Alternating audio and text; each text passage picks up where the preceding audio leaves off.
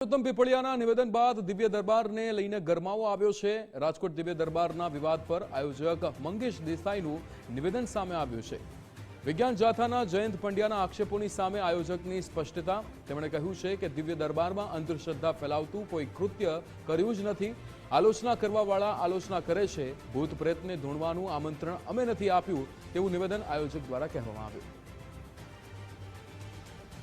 બાબાએ એમનો મંત્રોચ્ચાર કર્યો અને કોઈ પ્રેક્ષક ગણમાંથી ધૂણવા માંડે તો એમાં આયોજક કે બાબાએ કોઈને ઇન્જેક્શન આપેલું નહોતું ધૂણવા માટે।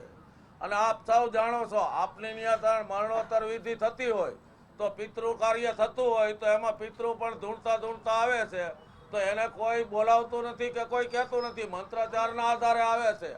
આપને ત્યાં નવચંડી યજ્ઞ થતા છે, કુળદેવીના ગ્રહ શાંતિના યજ્ઞ થતા છે, તો જ્યારે બીડું હોમવાની વિધિ થતી હોય અને મંત્રોચ્ચાર બ્રાહ્મણો દ્વારા થાય છે ત્યારે બીડું હોમો ત્યારે પણ માતાજીનો પવન ધૂણવું કે જે કાંઈ આપ ગણી શકો આપના મનથી, એવા અનેક કિસ્સા આપે પણ આપ જોયા હશે અને સમાજ આખું પણ જાણે છે।